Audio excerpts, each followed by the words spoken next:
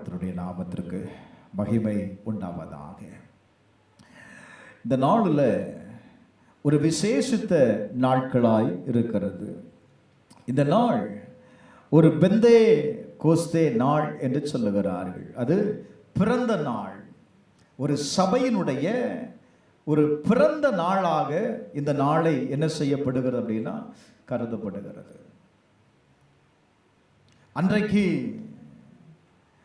வாசிக்கலாமா? அப்போஸ்தலர் நடபடிகள் 2வது அதிகாரம் 4வது வசனத்தை வாசிக்கலாம். அவர்கள் எல்லோரும் பரிசுத்த ஆவியினாலே நிரப்பப்பட்டு வரத்தின்படியே வெவ்வேறு பாஷைகளை பேசத் தொடங்கினார்கள். அந்த வார்த்தை ரொம்ப முக்கியம். அவர்கள் எல்லாரும் பரிசுத்த ஆவியினாலே என்ன செய்யப்பட்டார்கள்? சொல்லுங்க, என்ன செய்யப்பட்டாங்க? அவர்கள் எல்லாரும் பரிசுத்த ஆவியினாலே நிரப்பப்பட்டார்கள். நீங்க வேதத்தை கவனிச்சு பார்க்கும்போது தேவனுடைய ஆவியில் நிரப்பப்பட்டவருடைய வாழ்க்கை ஒரு சாதாரணமா இருக்கலங்க. அவருடைய வாழ்க்கை மாற்றப்பட்டது. அவர்கள் பலப்படுத்தப்பட்டார்கள். அவர்கள் தேவனால் பயன்படுத்தப்பட்டார்கள். அப்ப தேவ ஆவியினால ஒரு மனுஷன் நிரப்பப்படும் போது அவன் வாழ்க்கை மாற்றப்படுகிறது. அவன் தேவ ஆவியினால் பலப்படுத்தப்படுகிறான், தேவனால் பயன்படுத்தப்படுகிறான். இந்த பெந்தைக்கோஸ்தே நாள் என்பது ஒரு நினைவு நாள் அல்ல, அது ஒரு திருச்சபை உருவான நாள். Praise the Lord. இந்த தேவ ஆவியினால் நிரப்பப்பட்டவருடைய வாழ்க்கையில அநேக வித்தியாசமான மாற்றங்கள் நடந்தது, இன்றைக்கும் நடந்து கொண்டு இருக்கிறது. வாழ்க்கையில பயந்தவர்கள் தைரியம் கொண்டார்கள், பலவீனம் அடைந்தவர்கள் தேவ வல்லமையினால நிரப்பப்பட்டார்கள்.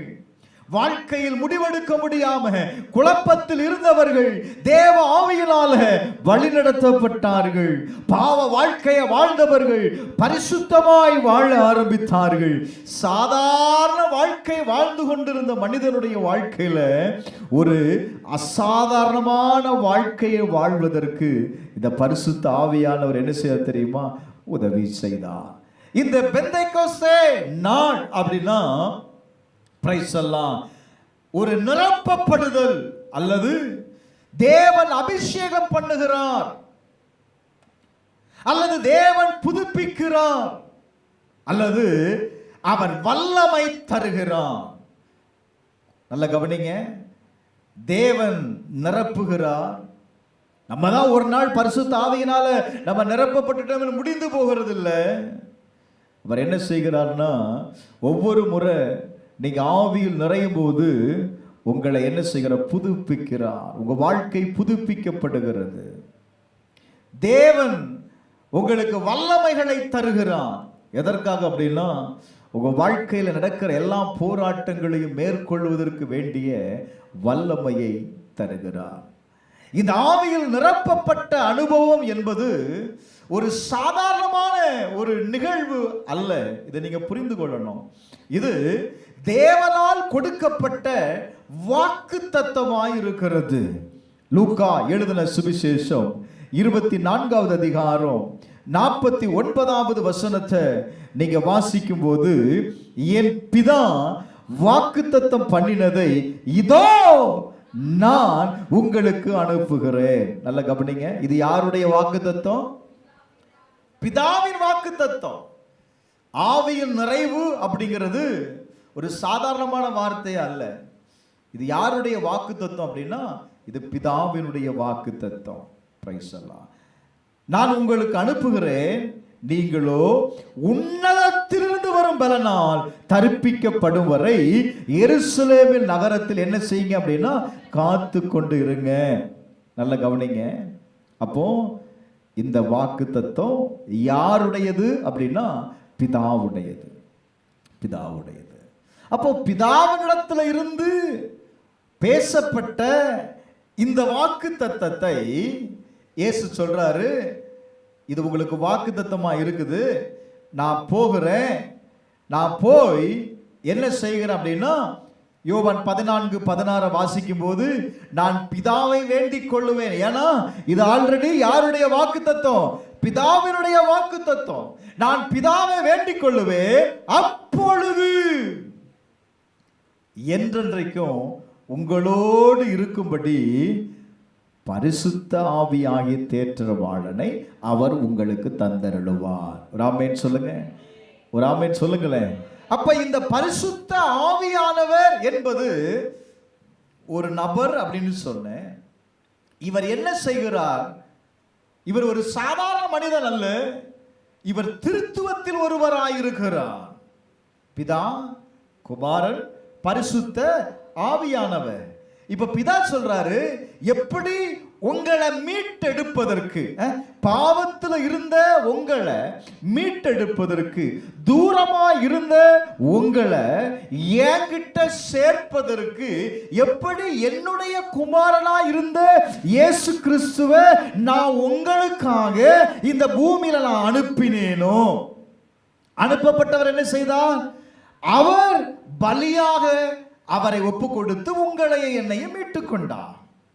இப்ப நம்ம என்ன செய்துட்டோம் அப்படின்னா, தூரமா இருந்த நம்ம இப்ப ஆண்டவர் என்ன செய்துட்டார்? பிதாவோடு சேர்த்து விட்டார். இப்ப நீங்க யாரா இருந்தீங்க அப்படின்னா, இப்போ அவருடைய பிள்ளை அப்படிங்கிற அதிகாரத்தை நாம் பெற்றிருக்கிறோம். தூரமா இருந்த நம்ம பிதாவின் இடத்துல நாம் என்ன செய்யப்பட்டிருக்கோம்? சேர்க்கப்பட்டிருக்கிறோம்.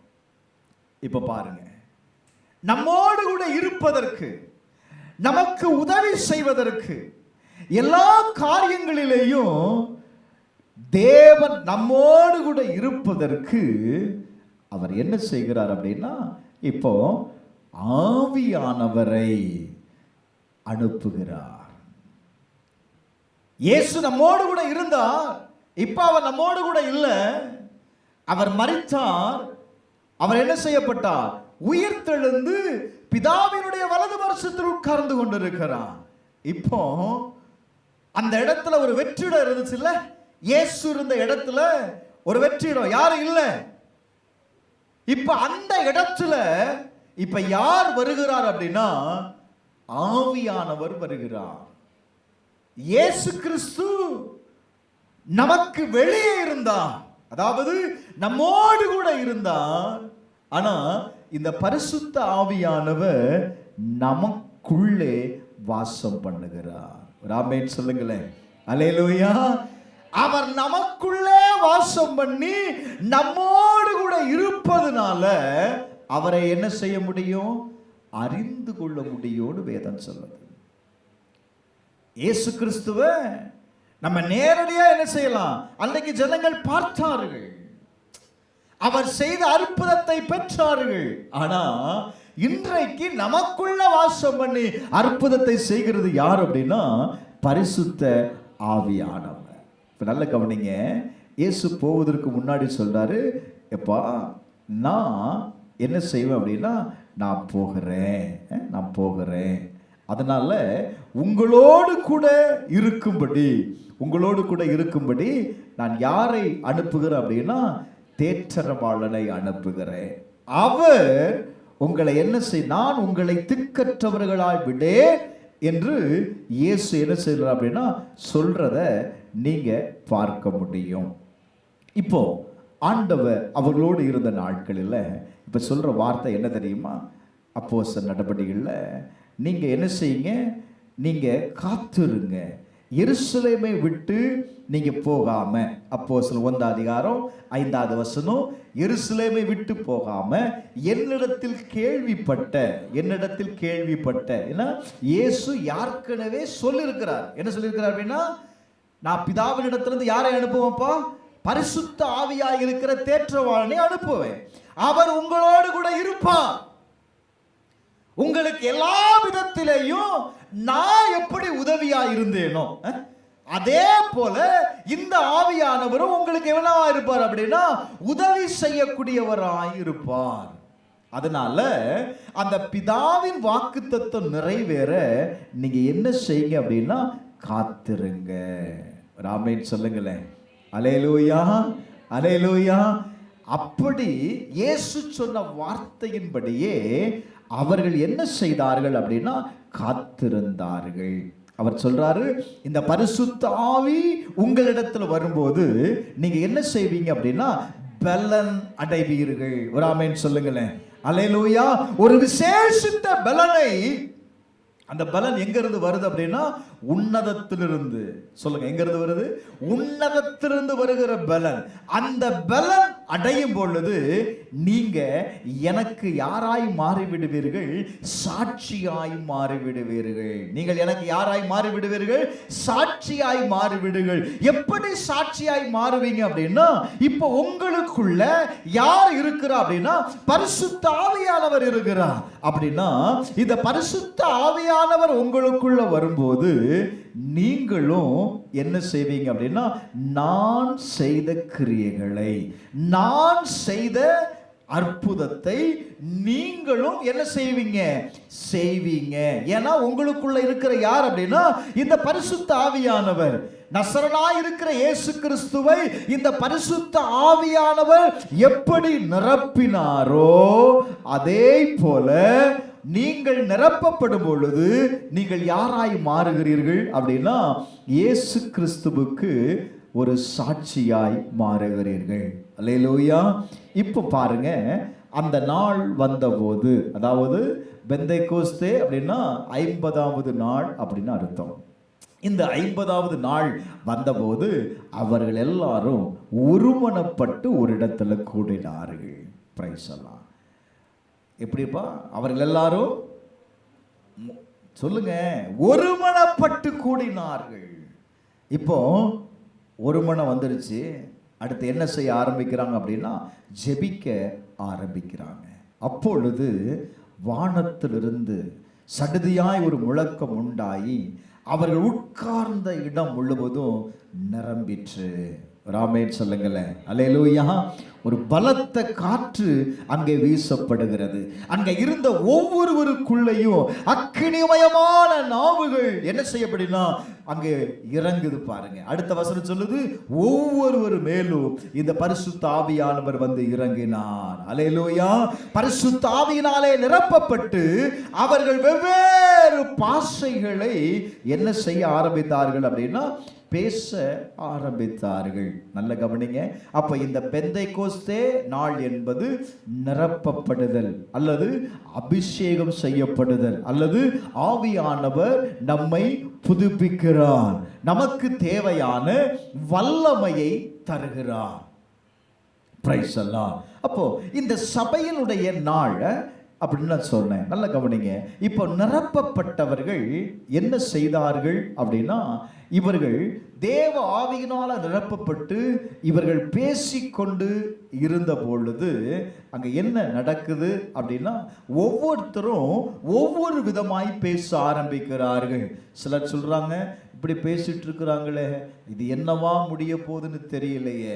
இன்னொருத்தர் சொல்றான், இவங்க என்ன செய்யறாங்க, இவங்க குடித்து வெறித்து இருக்கிறாங்க, அதனாலதான் இப்படி எல்லாம் பேசுறாங்க அப்படின்னு சொல்றான். ஒவ்வொருவரும் ஒவ்வொரு விதமாய் பேச ஆரம்பிக்கிறத கேட்ட பேதுருக்குள்ள ஆவியானவர் இறங்குனதுனால அவன் எழுந்திருக்கிறான். அவன் எழுந்திருந்து சத்தமாய் கர்த்தருடைய வார்த்தையை அவன் பேச ஆரம்பிக்கிறான். நல்ல கவனிங்க. கர்த்தருடைய வார்த்தையை என்ன செய்கிறான்? அவன் பேச ஆரம்பிப்பதை நீங்கள் கவனிக்க முடியும். வேதம் சொல்லுகிறது, அவன் பேச ஆரம்பித்த உடனே ஜனங்கள் எல்லாரும் ஆச்சரியப்படுகிறார்கள். இப்படி எழுதப்பட்டிருக்கிறதா? இது தேவனுடைய வாக்குத்தத்தம் தானா? இது ஏன் இவர்கள் எல்லாரும் இப்படி பேசுகிறார்கள் என்பதை அவன் விளக்கின போது பிரைஸ் அல்லாஹ், அங்க என்ன நடந்தது? 42வது வசனம், அவர்கள் அப்போஸ்தலருடைய உபதேசத்திலும் அந்நியத்திலும் அப்பம் விற்கதிலும் ஜெபம் பண்ணதிலும் என்ன செய்தார்கள் அப்படின்னா உறுதியாய் தரித்திருந்தார்கள். ஒரு ஆமென் சொல்லுங்களேன். என்ன செய்தாங்கப்பா? என்ன செய்தாங்க? அப்ப சபையினுடைய அடையாளம் என்ன அப்படின்னா ஜெபம் இருந்துச்சு, அவங்களுக்குள்ள ஐக்கியம் இருந்தது, தேவ வார்த்தை இருந்தது, அன்பு இருந்தது, பரிசுத்தம் இருந்தது. தேவ ஆவியினால் நிரப்பப்பட்டவர்களுடைய வாழ்க்கையில வசனம் சொல்லுது பாருங்க, அடுத்த வசனம், அப்போஸ்தலர்களாலே அநேக அற்புதங்களும் அடையாளங்களும் செய்யப்பட்டது. ஒரு ஆமென் சொல்லுங்களேன். இந்த அற்புதங்களும் அடையாளங்களும் யாரு செய்தா? யாருப்பா செய்தா? இயேசு கிறிஸ்து செய்தாரு. இப்போ அவர் சொன்ன வார்த்தை தான், இந்த ஆவியானவர் உங்களுக்குள்ள வரும்போது நீங்கள் எனக்கு சாட்சிகளாய் மாறுகிறீர்கள். இப்ப இயேசு செய்த அற்புதத்தை, இயேசு செய்த அடையாளத்தை அப்போஸ்தலர்கள் செய்ய ஆரம்பித்தார்கள். அல்லேலூயா. இப்ப அங்க என்ன உருவாகிறது அப்படின்னா, ஒவ்வொரு நாளும் சபை கூடி வருகிறார்கள், ஒவ்வொரு நாளும் அப்பம் பிட்டார்கள், ஒவ்வொரு நாளும் ஜெபம் பண்றாங்க, தேவனுடைய வார்த்தையை வாசிக்கிறாங்க. இப்ப என்ன நடக்குது அப்படின்னா, ஒரு கூட்ட ஜனங்க வந்துட்டாங்க, அந்த கூட்ட ஜனம் ஒரு சபையாய் மாறுகிறது.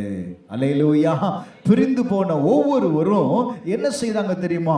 எங்கெங்க போனாங்களோ அங்கெல்லாம் அவர்கள் என்ன செய்தார்கள்? தேவனுடைய சபையை ஸ்தாபித்தார்கள். சபை பெருகினது. ஒரு ஆமென் சொல்லுங்களேன். அல்லேலூயா. இப்ப நல்ல கவனிங்க. மூன்றாவது, இந்த பரிசுத்த ஆவியானவருடைய நிறைவு ஒரு மனிதனுக்குள் வரும் பொழுது ஒரு மனிதனுடைய வாழ்க்கை மாற்றம் அடைகிறது. என்னது அடைகிறது? மாற்றம் அடைகிறது. ஏன் அப்படின்னா, இந்த பேதுருவை குறித்து நீங்க பார்க்கும்போது, இந்த பேதுரு தேவனை மறுதலித்தவன். இந்த பேதுரு பிரைஸ் தி லார்ட் ஒரு பயந்து போய் இருக்கிறான், பயந்து போய் இருக்கிறான். ஆனா பரிசுத்த ஆவியினால் அவன் நிரப்பப்பட்ட பொழுது பிரைஸ் தி லார்ட் அவன் என்ன செய்யறான் அப்படின்னா, அவனுக்குள்ள இப்போ ஒரு தைரியம் வருது. அவனுக்குள்ள ஒரு தைரியம் வருது. அந்த தைரியம் இனி என்னன்னா, இனி என்னால என்ன செய்ய முடியாது, இவங்க பேசுகிறதெல்லாம் கேட்டுட்டு இருக்க முடியாது அப்படின்னு தைரியமாய் அவன் பேச ஆரம்பிக்கிறான். ஒரு ஆமென் சொல்லுங்க. அவனுடைய வார்த்தையை கேட்ட ஒவ்வொருவர் மேலும் பரிசுத்த ஆவியானவர் இறங்கினார். அப்ப அவங்களுக்குள்ள ஒரு மாற்றம் வருது. இறங்கின உடனே அவங்க கேட்கிறாங்க, இனி அடுத்து நாங்க என்ன செய்யணும்? மனம் திரும்பணும். உங்க பாவ மன்னிப்புக்கு நீங்க மனம் திரும்பணும். நீங்க மனம் திரும்பிட்டீங்கன்னா இந்த பரிசுத்த ஆவியானவர் உங்களுக்குள்ள என்ன செய்திருவார்? அவர் வந்துடுவார். லிசன், உங்களுடைய வாழ்க்கையும் மாற்றப்படும். Praise the Lord. அப்ப பரிசுத்த ஆவியில் நிறைந்த ஒரு மனிதன் அவன் சூழ்நிலையில் அல்ல, அவன் தேவ வல்லமையில் அவன் என்ன செய்யக்கூடியவன் அப்படின்னா வாழக்கூடியவன். எனக்கு அன்பான திருச்சபையே, இன்றைக்கு நம்முடைய திருச்சபைக்கு இந்த பெந்தைக்கோஸ்தே அனுபவம் தேவை. இன்றைக்கு அநேக சபைகளில் இன்றைக்கு இந்த ஆவியில் நிரப்பப்படுகிறது அப்படிங்கிறது இல்லாமலே போயிடுச்சு. ஏதோ ஒன்று ரெண்டு பேர் மாத்திரம் என்ன செய்யறாங்க? ஆவியில் நிறைகிறார்கள். பாக்கி எல்லாம் என்ன செய்யறாங்க அப்படின்னா அந்த ஆவியின் நிறைவுக்குள்ள கடந்து வருகிறது இல்லை. பரிசுத்த ஆவியானவர் யார் என்பதை இன்னும் அறியாதபடி இருக்கிறார்கள். கொஞ்சம் நல்ல கவனிங்க. அதனாலதான் எபேசு சபைக்கு அப்போஸ்தலனாகிய பவுல் சொல்லுகிறார் 5:18, நீங்க தேவ ஆவியினாலே நீங்கள் என்ன செய்யுங்கள்? நிரப்பப்பட்டிருங்கள். ரொம்ப முக்கியம். இன்னைக்கு தொழில்நுட்பம் வளர்ந்திருக்கிறது, ஜனங்களுக்கு அறிவு பெருந்திருக்குது, வசதிகள் பெருகி இருக்கிறது. ஆனா என்ன குறைஞ்சிட்டு அப்படின்னா ஜெபம் குறைஞ்சிட்டு, பரிசுத்தம் குறைந்து விட்டது. ஆவிக்குரிய வாழ்க்கையில ஒரு அனல் இல்லாத ஒரு ஜீவியம். Praise the Lord. சபைக்கு வருகிற நமக்குள்ள பிரைஸ் தி லார்ட் சபைக்கு போகணும் அப்படிங்கிற பழக்கம்லாம் இருக்கு, பாடணும் அப்படின்னு தெரியும். ஆனா நம்மளால என்ன செய்ய முடியல? பாட முடியல. பாருங்க, வேத வசனத்தை வாசிக்கணும்னு தெரியும், ஆனா நம்ம ஏன் வாசிக்கணும்? யாராவது ஒருத்தர் கர்த்தர் வாசிக்கட்டுமே. இதனால என்ன நடக்குது தெரியுமா? நீங்க இந்த பரிசுத்த ஆவியானுடைய ஆளுகைக்குள்ள இல்லாததுனால உங்க உள்ளத்துல முதல்ல சமாதானம் இருக்காது. நீங்க ஜெபிக்கலாம், உங்களுடைய ஜெபத்துல கண்ணீர் இல்ல. தேவனுடைய பிரசன்னத்தில் வாழுகிற அந்த அனுபவம் இன்னைக்கு இல்ல சார். இதெல்லாம் இருந்தாதாங்க உங்க வாழ்க்கை மாற்றம் அடையும். உங்க வாழ்க்கையை உங்களால மாற்றவே முடியாது. நீங்க புரிந்து கொள்ளுங்க, உங்களுடைய வாழ்க்கையை மாற்றுவது யார் அப்படின்னா பரிசுத்த ஆவியானவர். அதனாலதான் சொல்றாரு, பரிசுத்த ஆவியானவரால நீங்க என்ன செய்யணுங்க? நிரப்பப்பட்ட ஒரு அனுபவம். நீங்க மாமிசத்துல வாழ்ந்தீங்க அப்படின்னா மாமிசத்தில் எடுக்கிற ஒவ்வொரு முடிவும் உங்களுடைய வாழ்க்கையில எதை சந்திக்கும் அப்படின்னா தோல்வியை கொண்டு வரும். ஜெயத்தை நீங்கள் பார்க்க முடியாது. இன்றைக்கு அநேக முடிவுகளை நம்ம என்ன செய்யறோம் அப்படின்னா மாமிசத்துல தான் எடுக்கிறோம். ஜெபிக்கிறோம், அது ஒரு பக்கம் இருக்கட்டும். ஆனா முடிவு எடுக்கிறது எதுல எடுக்கிறோம்? தேவ ஆவியானவருடைய ஆலோசனையின்படி எடுக்கிறோமா? தேவ ஆவியானவர் என்ன சொல்லுகிறார் அதுக்காக தானப்பா உங்களுக்குள்ள இருக்கிறாரு. வசனம் சொல்லுது, அவர் உங்களை என்ன செய்யக்கூடியவர்? நடத்தக்கூடியவர், உங்களுக்கு உதவி செய்யக்கூடியவர், உங்களை தேற்றக்கூடியவர். ஆனா நம்ம என்ன செய்யறது இல்லை அப்படின்னா நம்ம இடம் கொடுக்கிறது இல்லை. ஆவியானவருக்கு இடம் கொடுங்க. ஆவியானவரோடு கூட இணைந்து நீங்க வாழ பழகுங்க. ஒருத்தர் என்கிட்ட கேட்கிறாங்க, சபையில் அந்நிய பாஷை பேசக்கூடாதுன்னு சொல்றீங்களா, பேசணும்னு சொல்றீங்களா? நான் சபையில பேசக்கூடாதுன்னு நான் சொல்லல. ஒவ்வொரு நாள் ஜீவிதத்திலையும் யாரோடு இருக்கணும் அப்படின்னா நீ பரிசுத்த ஆவியானவரோடு கூட இணைந்து இருக்கணும்பா. வாரம் ஃபுல்லா ஜெபிக்காம, வாரம் ஃபுல்லா வேதத்தை வாசிக்காம, ஒரு நாள் ஆலயத்துல உட்கார்ந்து பேசுறதுல உங்க வாழ்க்கை என்ன செய்யாது? விருத்தி அடையாது.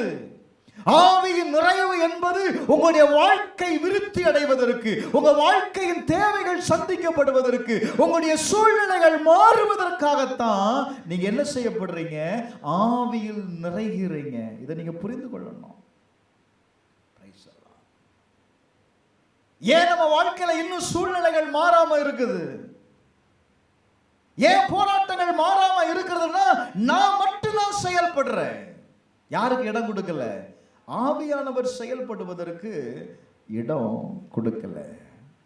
எங்க வேதத்தை நீங்க கவனிச்சு பார்த்தீங்கன்னா நான் ஒருத்தனை மட்டும்தான் சொல்லியிருக்கிறேன். ஸ்தேவானை பாருங்க, அப்போஸ்தலனாகிய பவுலை பாருங்க, பர்னபாசை பாருங்க, யோவான் ஸ்நானகனை பாருங்க, சகரியாவை பாருங்க.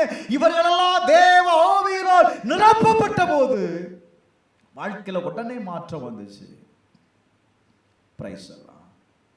கிறிஸ்தவர்களை துன்பப்படுத்திக் கொண்டிருந்த பவுல் தேவ ஆவியினால் நிரப்பப்பட்ட பொழுது யாரா மாறினாங்க? கொஞ்சம் யோசித்து பாருங்க. எத்தனை சபையை உடைச்சு போட்ட, எத்தனை விசுவாசிகளை. அப்ப அவன் தேவ ஆவியினால் நிரப்பப்பட்ட உடனே அவன் யாராய் மாறினா அப்படின்னா திருச்சபையை உருவாக்கக்கூடியவனாய் அவன் மாறினான். எந்த திருச்சபையை உடைச்சு போட்டானோ, எதை இடித்து போட்டானோ, அதை திரும்பவும் கட்டுவதற்கு தேவன் பயன்படுத்தினார். ராமேன் சொல்லுங்களேன், அல்லேலூயா. சகரியா தேவ ஆவியினால் நிரப்பப்பட்ட பொழுது அவன் தீர்க்க தரிசனம் சொல்லுகிறான்.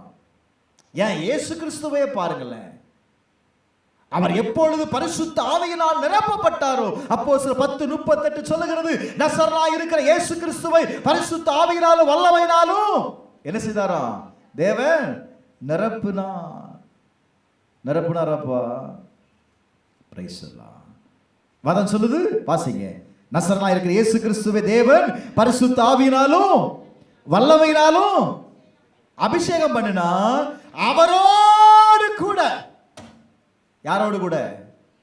இயேசுவோடு கூட யார் இருந்தது? இந்த பரிசுத்த ஆவியானவர் இருந்ததனால வேதம் சொல்லுகிறது அவர் நன்மை செய்கிறவராயும் பிசாசின் வல்லமையில் பிடிப்பட்ட யாவரையும் குணமாக்குகிறவராய் சுற்றி இருந்தார். ஒரு ஆமென் சொல்லுங்களேன். இப்ப யார் உள்ள போனது? பரிசுத்த ஆவியானவர். ஒரு ஆமென் சொல்லுங்களேன். அதனாலதான் இயேசு சொல்றாரு, பரிசுத்த ஆவி உங்களுக்குள்ள வரும்போது நீங்கள் பலன் அடைகிறீர்கள். அல்லேலூயா. இது சாதாரண பலன் அல்ல, இது உங்க வாழ்க்கையில் இருக்கிற தேவ நோக்கத்தை, தேவ திட்டத்தை இது என்ன செய்யும் அப்படின்னா நிறைவேற்றும். அல்லேலூயா, அல்லேலூயா. அதனால தான் சொல்றேன், ஒவ்வொரு நாளும் பரிசுத்த ஆவியானவரை என்ன செய்யுங்க? பேசுங்க. முதல்ல பெற்றுக்கொள்ளாதவர்கள் என்ன செய்யுங்க அப்படின்னா தேவ சமூகத்தில் காத்திருந்து நீங்க அந்த நேரத்திற்காக ஆவியானவரே எனக்குள்ள வாருன்னு ஒவ்வொரு நாளும் நீ கேட்கணும். காத்திருந்தார்கள். காத்திருக்காம பெற்றுக்கொள்ளவே முடியாது. வாஞ்சை இல்லாம பெற்றுக்கொள்ளவே முடியாது. அப்ப எனக்குள்ள என்ன வேணும் அப்படின்னா வாஞ்சை வரணும். ஜெபிக்கிறவனாய் மாறிடணும். ஐந்தாவது, தேவ ஆவியினால் நிரப்பப்பட்டவனுடைய வாழ்க்கை பலன் கொடுக்கிற வாழ்க்கையாயிருக்கும். எப்படிப்பட்ட வாழ்க்கையா இருக்கும் சொல்லுங்க? பலன் கொடுக்கிற வாழ்க்கையாயிருக்கும். ஆண்டவருடைய வார்த்தை சொல்லுகிறது, கலாத்தியர் 5வது அதிகாரம் 22, 23 நீங்க வாசித்து பாருங்க. கலாத்தியர் 5, 22, 23. ஆவியின் கனியோ இருக்கா? ஆவியின் கனியோ. அப்போ ஆவியில் நிரம்பியதற்கான அடையாளம் என்ன அப்படின்னா வெறும் நாவுகள் அல்ல, வெறும் உணர்ச்சிகள் அல்ல, ஒரு மாற்றப்பட்ட வாழ்க்கை. அதுதான் ஆவியின் கனி.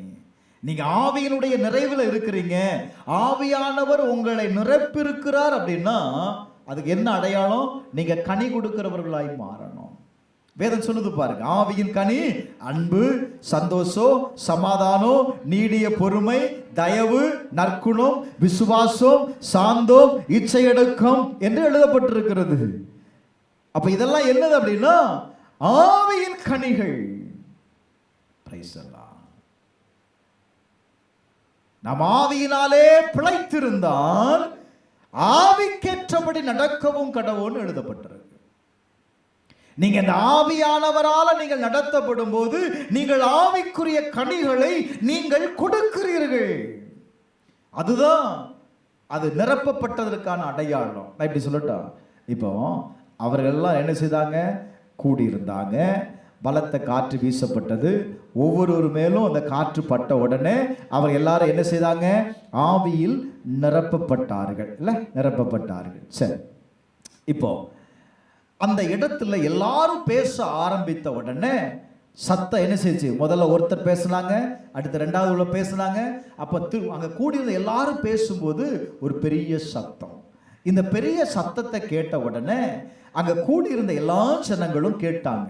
என்ன கேட்டாங்க அப்படின்னா, பிரைஸ் எல்லாம் அவர்கள் தங்கள் தங்கள் பாஷையிலே பேசுகிறதை அவர்கள் கேட்டு கலக்கம் அடைந்தார்கள். ஒரே பாஷையை பேசல, ஒவ்வொருவரும் வெவ்வேறு பாஷைகளை பேசினார்கள்.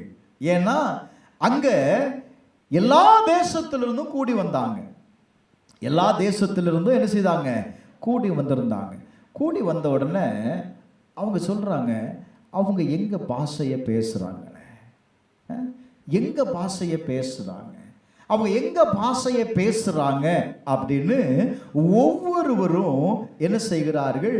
பேச தொடங்கினார்கள். ஆனா கிரேத்தரும் அரபியுமாகிய நாம் நம்முடைய பாஷைகளிலே இவர்கள் எதை பேசுகிறார்கள் அப்படின்னா தேவனுடைய மகத்துவங்களை பேசுகிறார்கள் என்று புரிந்து கொண்டார்கள். இவங்க எதையோ பேசலப்பா, இவங்க எதை பேசுறாங்க அப்படின்னா தேவனுடைய மகத்துவத்தை பேசினார்கள். எல்லாருக்குள்ளேயும் பயம் வந்துருச்சு. தேவனுடைய மகத்துவத்தை, தேவனுடைய ஆளுகையில் இருக்கிற ஒவ்வொருவரும் பேச ஆரம்பித்த உடனே தானாகவே என்ன வந்துருச்சு அப்படின்னா ஒரு பயம் உள்ள வந்துருச்சு. கொஞ்சம் நல்ல கவனிங்க. அப்போ பரிசுத்த ஆவியானவர் நிரப்பப்பட்டதற்கு அடையாளம் என்ன அப்படின்னா, வெறும் அந்நிய பாஷையில பேசுகிறது மாத்திரமல்ல, அல்லது உணர்வுகளில் பேசுகிறது மாத்திரமல்ல, ஒரு மாற்றப்பட்ட வாழ்க்கை. ஒரு ஆமென் சொல்லுங்க. ஏன் அப்படின்னா, நீங்க பேசும்போது பரிசுத்த ஆவியானவர் உங்களுக்குள்ள இருந்து அவர் என்ன செய்கிறார் அப்படின்னா, பிரைஸ் எல்லாம், அவர் ஒரு மாற்றத்தை உருவாக்குகிறார். ஆமென் சொல்லுங்களேன். அல்லேலூயா. அப்ப நல்ல கவனிங்க. அப்ப பரிசுத்த ஆவியானுடைய நிறைவு அப்படிங்கிறது உங்களுடைய பக்தி விருத்திக்காகத்தான், உங்களுடைய வாழ்க்கையினுடைய நன்மைக்காகத்தான். நீங்க தேவனிடத்திலிருந்து எதையாகிலும் பெற்றுக்கொள்ளணும் அப்படின்னு விரும்புனீங்க அப்படின்னா, நான் என்ன செய்யப்படணும்? ஆவியில் நிறையணும். ஏன் அப்படின்னா, உங்களுக்கு உதவி செய்கிற நபர் யார் அப்படின்னா, பரிசுத்த ஆவியானவர். அவர் இல்லாம எதையுமே பிதாவினிடத்திலிருந்து நீங்க பெற்றுக்கொள்ள முடியாது. இதை நீங்க புரிந்து கொள்ளணும். அன்றைக்கு இயேசு கிறிஸ்து இந்த பூமியில இருந்த பொழுது அவர் என்ன செய்தாரு? பிதாவினிடத்திலிருந்து என்ன செய்தார்? ஜனங்களுக்கு நன்மைகளை செய்தார், அற்புதத்தை என்ன செய்தார்? செய்தார். 5 அப்பம் இருக்கு, 2 மீன் இருக்கு, 5000 பேரை போஷிக்கணும், வழியே இல்லை, என்ன செய்வது? பிதாவிட்ட கொடுத்தார். பிதாவே, நீர் இதை ஆசீர்வதித்து இருக்கிறேன். கொடுத்த உடனே 5000 பேர் போஷிக்கப்பட்டாங்க. கொஞ்சம் நல்லா கவனிங்க. அதே போல உங்க வாழ்க்கையில அற்புதத்தை செய்வதற்கு கொடுக்கப்பட்ட நபர் தான் பரிசுத்த ஆவியானவர். அல்லேலூயா. அப்ப நான் அவரை சார்ந்து கொள்ளும் போது கட்டாயம் உங்க வாழ்க்கையில விடுதலை உண்டாகும். ராமேன் சொல்லுங்களேன். அப்போ ஒரு நாள் நான் பேசுகிறதுனால எந்த பிரயோஜனமும் சொல்லுங்க இல்லை. அப்போ ஆவியில் நான் பலப்படுவதற்கு ஆவியானவரோடு கூட ஒரு சரியான ஒரு ரிலேஷன்ஷிப்பில் இருந்தால் மட்டும்தான் என்ன செய்யும்? அவர் என்ன செய்வார்? அவர் உங்களுக்கு வேண்டியதை செய்வார். அவர் சொல்றாரு, உன் பலவீனங்களில் அவர் உதவி செய்வதற்கு, உன் பலகீனத்தில் அவர் உதவி செய்வதற்கு, உனக்கு எப்படி ஜெபிக்கணும்னு தெரியாம இருக்கும்போது அவர் ஜெபிக்க உனக்கு உதவி செய்கிறார். இப்படி ஜெபம் பண்ணா பிதா என்ன செய்வார்?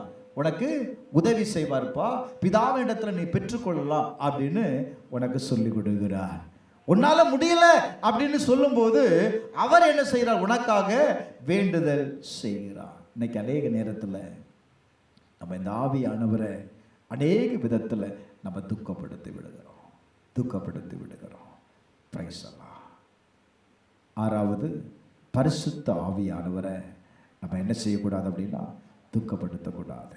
1 தெசலோனிக்கேயர் 5வது அதிகாரம் 19வது வசனத்தை வாசிக்கலாம். 1 தெசலோனிக்கேயர் 5:19 வேதம் சொல்லுகிறது, ஆவியை அவிழ்த்து போடாதிருங்கள் என்று எழுதப்பட்டிருக்கிறது. அப்படின்னா என்ன? ஆவி என்ன செய்தாங்க? அணைத்து போற்றாதுங்க. பிரைஸ் எல்லாம். உங்களுக்குள்ள இருக்கிற ஆவியானவரை நீங்க செயல்படாம விட்டுட்டீங்க அப்படின்னா ரொம்ப கஷ்டம். நம்ம எப்படி இந்த ஆவியானவரை நம்ம அணைத்து போடுறோம் அல்லது செயல்படாம நம்ம பண்றோம் அப்படின்னா, தொடர்ந்து நம் பாவத்திலேயே வாழ்கிறது. ஆவியான ஒரு முறை சொல்லுவார், 2 முறை சொல்லுவார், 3 முறை சொல்லுவார், அது பாவம் செய்யாத. பிரைஸ் எல்லாம். அதை மீறி நம்ம செய்யும் போது ஆவியானவர் என்ன செய்கிறார்? செயல்பட மாட்டார். 2வது, ஜெபமில்லாத வாழ்க்கை. ஜெபமில்லாத வாழ்க்கை உங்களுக்குள்ள இருக்கும் அப்படின்னா ஆவியானவர் செயல்படவே மாட்டார். 3வது, மன்னிக்காத ஒரு இருதயம், மற்றவர்களை மன்னிக்காத ஒரு சுபாவம் உங்களுக்குள்ள இருக்கும் அப்படின்னா என்ன செய்ய மாட்டார்? ஆவியானவர் செயல்பட மாட்டார். 4வது, உலக ஆசையில் மூழ்குவது. உலகத்தின் காரியத்திற்கு நீங்க முக்கியத்துவத்தை கொடுத்து தேவனுக்கு நீங்க முக்கியத்துவத்தை நீங்க கொடுக்காத ஒரு நபராக இருப்பீங்க அப்படின்னா பரிசுத்த ஆவியானவரை நீங்கள் துக்கப்படுத்துகிறீர்கள். அல்லேலூயா, அல்லேலூயா. அப்ப நான் எப்படி தேவ ஆவியில் நிலைத்திருக்கணும் அப்படின்னா, தினமும் வேதத்தை வாசிங்க. பிரைஸ் எல்லாம். தினமும் வேதத்தை ஒரு அதிகாரத்தையாவது நீங்க வாசிங்க. நீங்க வாசிச்சீங்க அப்படின்னா தேவன் உங்களோடு கூட பேசுகிறார். அந்த வார்த்தை உங்களோடு கூட பேசுங்க. நான் உட்கார்ந்து உங்களை மணிக்கூர் கணக்கில் நான் ஜெபிக்க சொல்லலை. ஒரு நாளைக்கு 5 நிமிடம் ஜெபம் பண்ண. அந்த ஜெபத்தை அப்படியே படிப்படியா அந்த ஜெப நேரத்தை நீங்க குறைச்சிட்டீங்க அப்படின்னா, இயேசு வேதனையோடு சொன்னார், 1 மணி நேரமாவது விழித்திருக்க கூடாதா? ஏன்? சோதனையின் காலத்துல நீ வந்துட்டப்பா. சோதனையின் காலத்துல நீ வந்துச்ச. இனி உன்னை, உன் ஜீவிதத்தை நீ காப்பாற்றிக் கொள்வதற்கு உன் வாழ்க்கையில என்ன இருக்கணும்? ஜெபம் இருக்கணும். ஜெபம் இருக்கணும். நீ ஜெபம் பண்ணாம பிரைஸ் எல்லாம் சோதனையிலிருந்து வெளியே வந்துடலாம் அப்படின்னு என்ன முயற்சி பண்ணாலும் மாற்றத்தை பார்க்க முடியாது. நல்ல கவனிங்க. பரிசுத்தமாய் வாழ்கிற ஒரு வாழ்க்கை வேணும் அப்படின்னா இந்த பரிசுத்த ஆவியானவர் இருந்தால் மட்டும்தான் அந்த வாழ்க்கையை வாழ முடியும். 4, தேவனை எல்லாவற்றிலும் தேடக்கூடிய ஒரு குணாதிசயம் அல்லது ஒரு ஸ்வாவத்தை நீங்க உருவாக்கி கொள்ளணும். எல்லா வேலையிலையும் ஆண்டவர் சொல்றாரு, முதலாவது நீ தேவ ராஜ்யத்தை தேடு, அப்பொழுது இவைகளெல்லாம் உனக்கு என்ன செய்யப்படும்? கூட கொடுக்கப்படும்.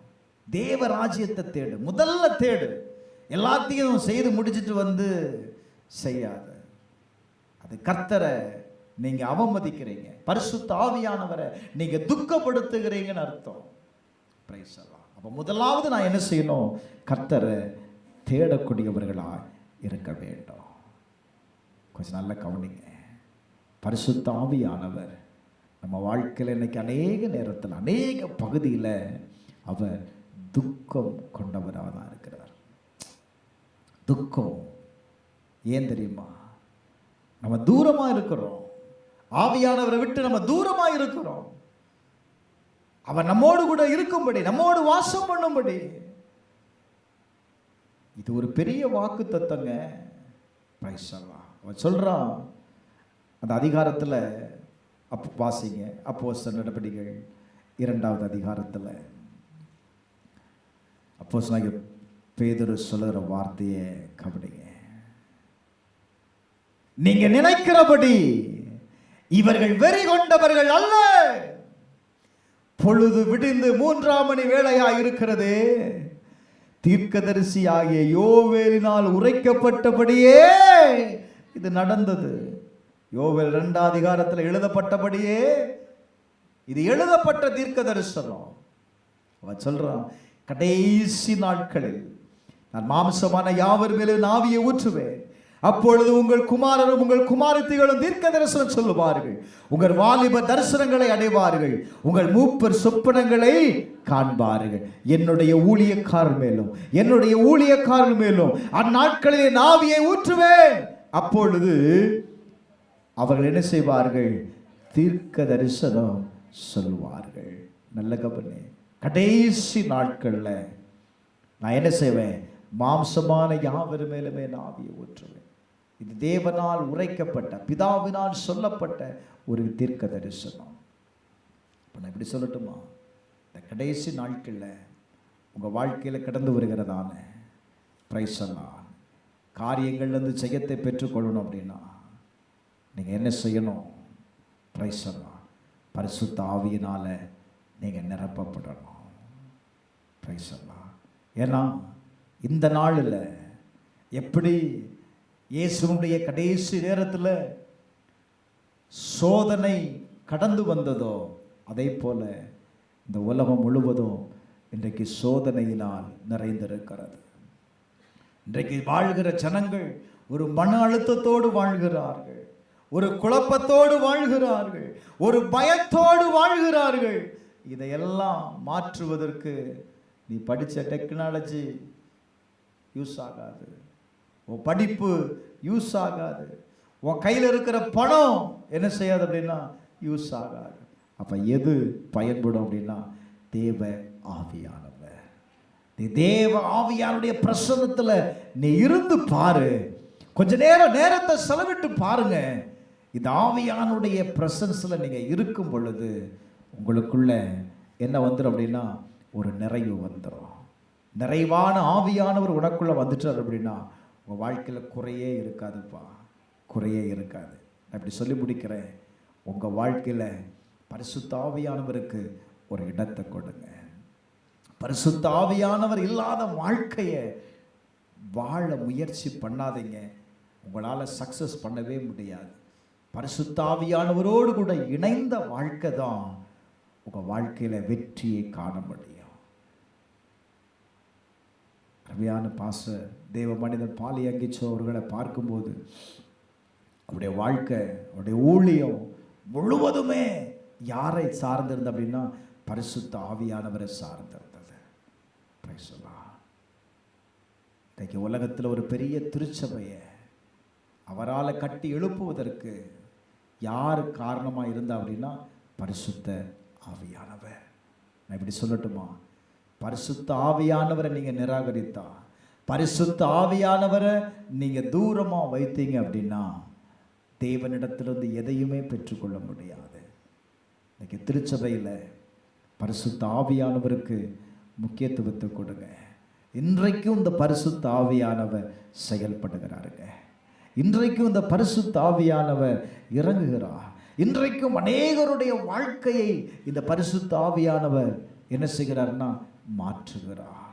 பிரைஸ் அல்லாஹ். திருச்சபை எழுப்புவதற்கு, திருச்சபை பெருக்கம் அடைவதற்கு பிரைஸ் அல்லாஹ் என்ன செய்யணும் அப்படின்னா வேதம் சொல்லுகிறது, நம்ம வாழ்க்கை எப்படி பரிசுத்த ஆவியானவரால் பக்தி விருத்தி அடைகிறோமோ அதே போல திருச்சபையும் பரிசுத்த ஆவியானவரால் தான் பக்தி விருத்தி அடைகிறது. எப்படி அப்படின்னா பரிசுத்த ஆவியானவர் அசைவாடுவதற்கு அல்லது செயல்படுவதற்கு சபை இடம் கொடுக்குமே, ஆனால் அந்த சபை என்ன செய்யும் அப்படின்னா விருத்தி அடையும்.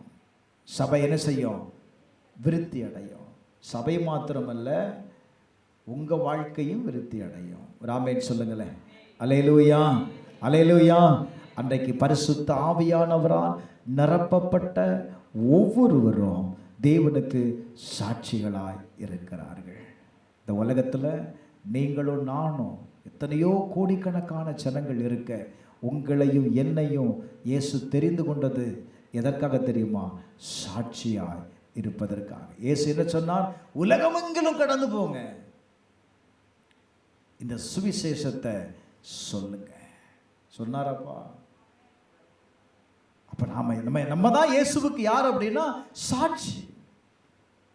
சாட்சிங்கிறது சும்மா ஒரு இது இல்லை, நீங்க தேவனை பிரதிபலிக்கிறீங்க. இயேசு இன்றைக்கு ஜீவிக்கிறார் என்பதற்கு யார் அடையாளம் அப்படின்னா நீங்க தான் அடையாளம். அவர் உங்களுக்குள்ள இருந்துதான் செயல்படுவார். நீங்க பேசுகிற வார்த்தையை கொண்டுதான் அற்புதம் நடக்கும். அப்ப நான் என்ன செய்யணும் தெரியுமா? முதல்ல சாட்சியாய் வாழணும். ஏதோ சாதாரண வாழ்க்கையை வாழ்ந்துட்டு முடிச்சுட்டு போயிடலான்னு நீங்க நினைக்காதுங்க, அது பிரயோஜனப்படாது. ஒருவன் தேவனுடைய ஆலயத்தை கெடுத்தால் நான் அவனை என்ன செய்வேன்? வசனம் சொல்லுதுங்க, நீங்க யாரா இருக்கிறீங்க அப்படின்னா தேவனுடைய ஆலயமா இருக்கிறீங்க. தேவ ஆவியானவர் உங்களுக்குள் வாசமா இருக்கிறார். அதுதான் ஆலயம்.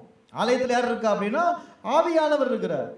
வேதம் சொல்லுது நீங்க தான் தேவனுடைய ஆலயம். உங்களுக்குள்ள தேவ ஆவியானவர் என்ன செய்கிறார் அப்படின்னா வாசமாய் இருக்கிறார். அல்லேலூயா, அல்லேலூயா. நீங்க தேவனுடைய ஆலயமாய் எழும்பணும். நீங்க தேவனுடைய சாட்சியாய் நீங்க எழும்பும் போது கர்த்தர் உங்க வாழ்க்கையை கட்டி எழுப்புவார். அல்லேலூயா. நம்ம எல்லாரும் எழுந்திருப்போமா? எல்லாரும் எழுந்திருப்போம். அப்படி ஒப்பு கொடுங்க பார்க்கலாம். சபை, திருச்சபை தேவனோடு இணையணும். திருச்சபை ஆவியின் நிறைவுக்குள்ள கடந்து வரணும். அன்றைக்கு ஆதி அப்போஸ்தலர் நாட்களில் நடந்த அற்புதங்கள், அடையாளங்கள் இந்த கடைசி நாட்களில் திருச்சபையில் நடக்கும் பொழுது சபை எழுப்புதல் அடையும். இது நடக்க போகுது. இயேசுடைய வருகைக்கு முன்பதாக சபையில் ஒரு பெரிய எழுப்புதல் உண்டாக போகுது. ஒரு பெரிய மாற்றத்தை உண்டாக்க போகிறார். ஆவியானுடைய அசைவு சபைகளில் பலமாய் காணப்பட போகிறது. இது ஒரு தீர்க்க தரிசனம். கர்த்தர் வரப்போகிறார். இது கடைசி நாள். கடைசி நாட்கள்ல வந்துட்டோம். இந்த கடைசி நாட்களுக்குள்ள ஒரு பெரிய அசைவு சபையில உண்டாகும். நீ காத்திருப்பண்ணா, திருச்சபையில நீ காத்திருப்பண்ணா, அவருடைய ஆளுகைக்குள்ள நீங்க இருப்பீங்க அப்படின்னா, அன்றைக்கு மேல் வீட்டு அறையில காத்திருந்தவர்களை தேவன் சாட்சியாய் நிறுத்தினது போல உங்களையும் சாட்சி உள்ளவர்களாய் நிறுத்த முடியும். உங்களையும் தேவன் பயன்படுத்த முடியும். அநேகருக்கு தேவனுடைய ஊழியத்துல பயன்படணும்னு ஆசை, ஊழியக்காரனாய் மாறணும்னு விருப்பம் இருக்கு, ஊழியம் செய்யணும்னு வாஞ்சை இருக்கு, ஆனா செய்ய முடியல. ஏன் தெரியுமா? இது மாமிசத்துல செய்ய முடியாதுப்பா, இது ஆவியினால் செய்யப்படணும். அப்படின்னா உங்களுக்குள்ள ஆவியின் நிறைவு வந்துட்டுனா நீங்க தேவ ஊழியத்தை செய்ய ஆரம்பிச்சிருவீங்க, நீங்க ஜெபிக்க ஆரம்பிச்சிருவீங்க, நீங்க வேதத்தை வாசிக்க ஆரம்பிச்சிருவீங்க, சபையில தேட ஆரம்பிச்சிருவீங்க. கேள, ஆண்டவர்கிட்ட பரிசுத்த ஆவியானவர் இல்லாததுதான் ஒரு வெற்றிடம். சபையில பரிசுத்த ஆவியானவர் இல்லாததுதான் ஒரு வறுமை. இன்னைக்கு ஆண்டவருக்கு கேளுங்க, ஆண்டவரே என் சபை நிரம்பப்படட்டும், பரிசுத்த ஆவியானவரா என் சபை நிரம்பப்படட்டும், என் சபையில் கடந்து வருகிற ஜனங்கள் இந்த பரிசுத்த ஆவியானவரால் நிரப்பப்படட்டும். ஆண்டவரே, அவர்கள் நிரப்பப்பட்டார்கள், நிரப்பப்பட்டார்கள். நிரப்பப்பட்டவுடைய வாழ்க்கை மாற்றம் அடைந்தது. இன்னைக்கு நான் அப்படி சொல்லுவேன், நீங்க தேவாடுவியானவரால் நிரப்பப்பட்டா மட்டும்தான் பிரதர் சிஸ்டர் உங்க வாழ்க்கை மாறும். மாற்றத்தை கொடுக்கிறவ ஆவியானவ, மாற்றத்தை உங்களுக்குள்ள உருவாக்குகிறவ ஆவியானவ. குடும்பமா பரிசுத்த ஆவியானவரே எனக்குள்ள வாங்க, எனக்குள்ள வாசம் பண்ணுங்க. இருதயத்தின் ஆழத்திலிருந்து கேளுங்களேன், எனக்குள்ள வாங்க ஆவியானவர். அவர் யாருடைய வாழ்க்கையிலையும் கட்டாயப்படுத்தி வரமாட்டாருங்க.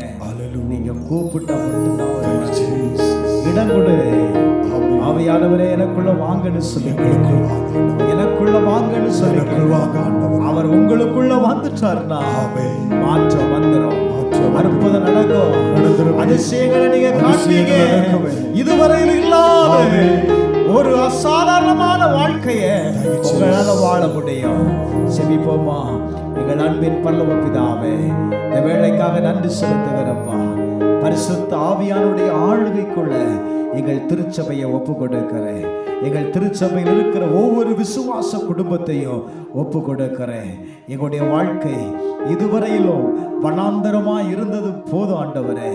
ஆண்டவரே, எங்களுடைய வாழ்க்கை செழிப்படைவதற்கு பரிசுத்த ஆவியானவர் எங்களுக்கு உதவி செய்யும். வறண்டு போன எல்லா பகுதிகளையும் கர்த்தர் ஆண்டவரே நீர் உயிர்ப்பிக்கிறவராய் இருக்கிறபடினால எங்க வாழ்க்கை உயிர்ப்பிக்கப்படட்டும், உயிர்ப்பிக்கப்படட்டும். பரிசுத்த ஆவியானவருடைய ஆளுகைக்குள் எங்களை ஒப்பு கொடுக்கிறப்பா.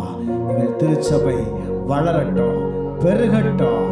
மந்தை பெருகிறது போல ஜனங்கள் பெருகுவார்களாக. பரிசுத்த ஆவியானுடைய ஆளுகை உண்டாயிருக்கட்டும். திருச்சபையில கடந்து வந்த ஒவ்வொரு விசுவாச குடும்பத்திற்காக செபிக்கிறப்பா. இப்படி பிள்ளைகளையும் ஆசீர்வதியும். கர்த்தருடைய கரம் கூட இருப்பதாக. இதுவரையிலும் நடத்தின ஆவியானவர் இனிமேலும் நடத்துவதற்கு நீர் போதுமானவராய் இருக்கிறேன். இயேசுவின் நாமத்தில் செபிக்கிறேன் நல்ல பிதாவே, ஆமென்.